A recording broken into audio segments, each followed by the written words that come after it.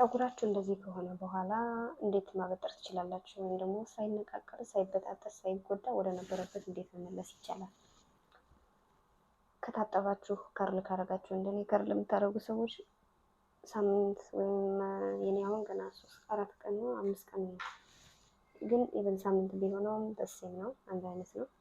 ቴክስቸሩን እዩት፣ በጣም ድርቅ ብሏል። የደረቀበት ምክንያት ደግሞ ሰሞኑን በጣም ቢዚ ስለነበርኩ ወይም አላረኩበትም። ከርል እንዳረኩት ሊቪንግ ኮንዲሽነር እንደ ከርል እንዳረኩት ብቻው ነው ሰሞኑን ማለት ነው። አሁን ብዙ ሰው ይሄን ማበጠር በጣም የሚከብደው ሰው አለና ጥያቄ ራሱ ይጠይቁኛል።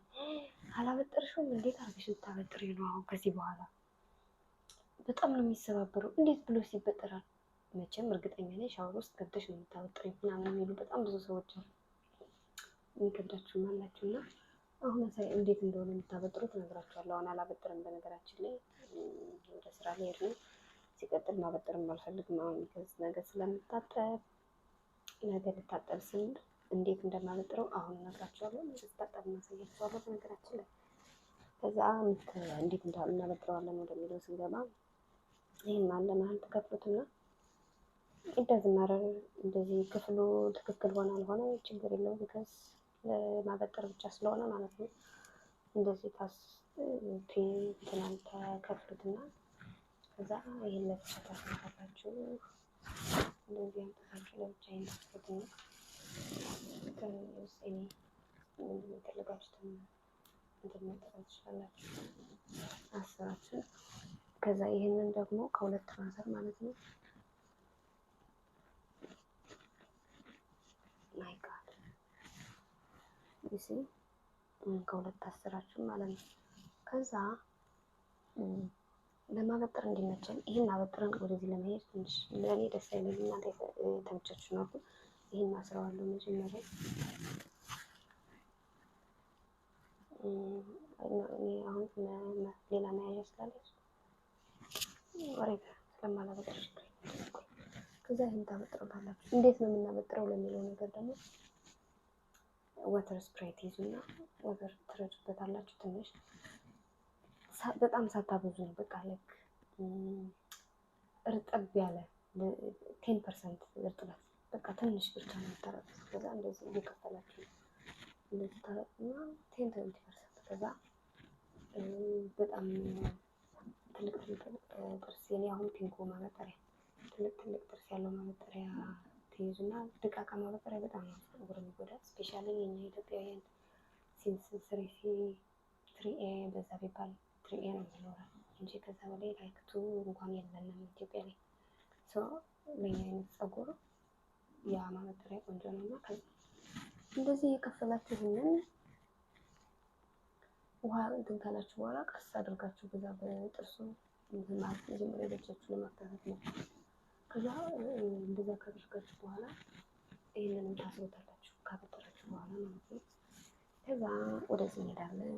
ይሄንን እንደዛው ተመሳሳይ ታደርጋላችሁ። ይሄንን ትጨርሳላችሁ። ከዛ በኋላ ምን እናደርጋለን?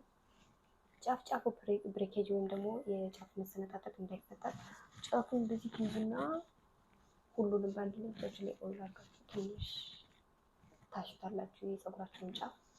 ይሄንንም እንደዛው እዛ ማሳጅ በደረቁ የምትሰራው በደንብ ማሳጅ አድርጉት በደንብ። ከዛ በኋላ የስካልፕ ኦይል ማድረግ ትችላላችሁ። ስካልፕ ኦይል ፀጉራችሁን ስካልፕ ኦይል ሲባል በነገራችን ላይ ብዙ ሰው የሚያሳድግ ብቻ አድርጎ ያስባል። ላይክ ለማደግ ማለት ነው። የሚያሳድግ ፀጉር ሲባል ግዴታ ፀጉሩን የሚያሳድግ አይደለም። በተለያየ ፕሮሰስ ነው የሚያድገው ፀጉር።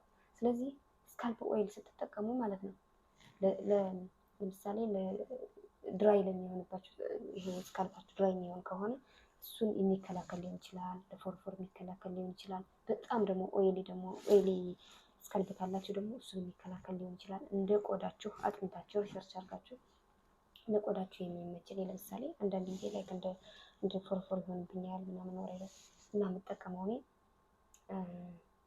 የትሪ ዛፍ ቲትሪ ኦይል፣ አቮካዶ ኦይል፣ አልመንድ ኦይል ሁሉንም ሚክስ ማድረግ ትችላላችሁ። በአንድ ላይ ሁሉንም ሚክስ አድርጋችሁ ከዛ ስካልፓችሁ ላይ ብቻ አድርጋችሁ ደግማችሁ ማሳጅ ማድረግ። ከዛ በኋላ ፀጉሩ እንደዛ ከተደረገ በኋላ ክፍት አይተውም። ንፋስ አለ፣ አቧራ አለ። ለኛ ባይታየንም አቧራ አለ ኤቭሪዌር። በዛ ላይ ደግሞ ፀጉራችን እንደ ስቲም አያየው። ሰው ምን እናደርጋለን መሰላችሁ?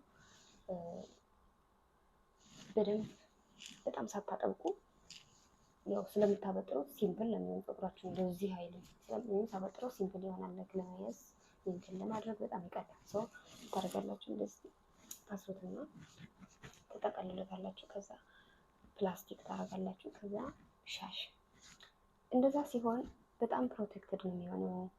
በጣም ሙቀት ይሆናል ውስጡ። ፀጉራችሁ ስቲም ይሆናል። በቃ ላይክ ለፀጉር ለስካልፕ በጣም አሪፍ ነው።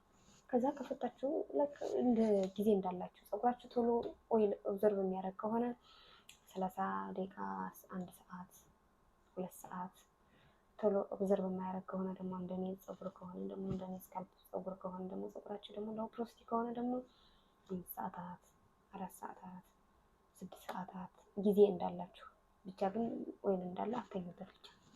ከዛ ልታጠብ። ስትታጠቡ ደግሞ ምንድነው ማድረግ ያለባችሁ? ፀጉራችሁ ማለት ነው በጣም ከርዳዳ ከሆነ ከኔም የከረደደ በጣም ሜንቴን ለማድረግ የሚያስቸግራችሁ ከሆነ አንድ መላ ዘዴ ልንገራችሁ። ስታበጥሩ ማለት ስትታጠቡ መጀመሪያ ኮንዲሽነር አድርጉ። ከሻምፖ ይልቅ መጀመሪያ ኮንዲሽነር። እውነቴን ነው። ያ ሜትድ እዚህ በፊት 2 3 ሞክሬዋለሁ። በጣም ሲደርቅብኝ ፀጉሬ። አዘርዋይስ ፀጉሬ በጣም ቀላል ነው ሜንቴን ለማድረግ። እንደዚህ ሲታይ ከባድ ይመስላል፣ ግን በጣም ቀላል ነው። እና መጀመሪያ ኮንዲሽነር አድርጎ ካረጠባችሁ በኋላ ፀጉራችሁን ኮንዲሽነር ቀቡት። 5 ደቂቃ ቆዩት። እፍና አድርጋችሁ 5 ደቂቃ ቆዩት። ከዛ አበጥሩት። ከዛ ለቅልቁት በውሃ። ከዛ በኋላ ሻምፖ አድርጉ። ከዛ በሻምፖ ከታጠባችሁ በኋላ ሻምፖ እንደ ፀጉራችሁ መቆሸሽ ነው። አንዴም 2ቴም ሊያስፈልጋችሁ ይችላል። ከ2 በላይ አታድርጉ። 2 በላይ ሻምፖ አትጠቀሙ በአንድ ጊዜ። ከዛ 2 ከተጠቀማችሁ ከጨረሳችሁ በኋላ ድጋሚ ሻምፖ አድርጉ። ወይም ደግሞ ሊቪንግ ኮንዲሽነር ካላችሁ ሻምፖውን ተውትና ሊቪንግ ኮንዲሽነር ጨምሩበት ማለት ነው። ከዛ ሊቪንግ ማለት መቼም ሬንዝ ማድረግ አይጠበቅባችሁም፣ ወይም ደግሞ መለቅለቅ አይጠበቅባችሁም። ሰው ሊቪንግ ካረጋችሁ በኋላ አበጥሩት። ከዛ እንደፈልጋችሁ ስታይል አድርጉት። ፕሮቴክቲቭ ስታይል። እንደዚህ ከሆነ በኋላ ፀጉር እንዳይጎዳ የሚያደርገው ነገር ምንድን ነው? ስትተኙ እንደዚህ እንዳለ አትተኙ ፕሊዝ። ላይክ እንደዚህ ፀጉራችሁ እንደዚህ እንደሆነ አይተኛም። በቃ ከማን ወይ ፓይናፕል ስታይል አስይዙት። ላይ ቅድም ያስይዘው እንደነበር አሳያችኋለሁ እንዴት እንደሆነ።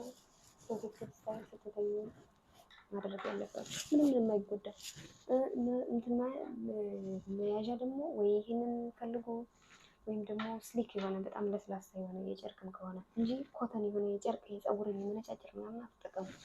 እና እንዴት ታደርጋላችሁ? ከዛ በጣም ላይክ ስሊክ ካታደርጉ ጀስት ለመያዝ ያክል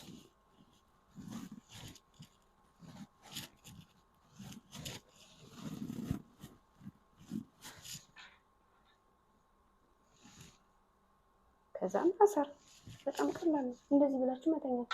ጠዋት ፍራሻችሁ ደግሞ ለስላሳ መሆን አለበት። ስሊክ በቃ የኮተን ምናምን መሆን የለበት። ከዛ ጠዋት ስትነሱ እግራችሁ እንደነበረ ነው የምታገኙት። ጀስት እንደነበረ ማለት ነው። እና እንደዚህ ፕሮቴክት ካደረጋችሁ ፀጉራችሁ የሚበጣጠስበት ምንም ምክንያት አይኖርም። ምክንያት ያጣል ፀጉሩ ራሱ ምክንያት ያጣል። ከዛ በተረፈ ደግሞ ከዚህ በፊትም ተናግሬያለሁ፣ ሄልዚ ምግብ በየቀኑ ስትበሉ ከምግባችሁ ላይ ላይክ እንደ ኮከምበር፣ ካሮት፣ ቬጂቴብልስ፣ ግሪን ሊቭስ፣ ቅጠላ ቅጠል መመገብ ላይክ ፍየለን እንዳትሉ ደግሞ ቅጠላ ቅጠል ለመመገብ ሞክሩ አብራችሁ ከምግባችሁ ጋር። ላይክ ሁሉ ጊዜ ቺክን፣ ሁሉ ጊዜ ሚት፣ ወይም ደግሞ ሁሉ ጊዜ ፕሮሰስ የሆኑ ምግቦች ብቻ አትመገቡ። ላይክ አንዳንድ ጊዜ አትክልት ፍሩትም ተጠቀሙ። እንደ ቫይታሚን ሲ ፍሩቶች ምናምን ተጠቀሙ። ለቆዳችሁም ቆንጆ ነው፣ ለፀጉራችሁም ቆንጆ ነው። በጣም አስተዋጽኦ አለው። የመጨረሻው እና ደግሞ ጥሩ ማለት ላይክ በጣም አስተዋጽኦ ያለው ነገር ውሃ በደንብ ጠጡ። ውሃ በደንብ ጠጡ። በቃ በደንብ በቃ ላይክ በቀን ውስጥ እስከ 2 ሊትር ምናምን ጠጡ። ግዴታ ነው። ላይክ 2 ሊትር በጣም ትንሽ ነው።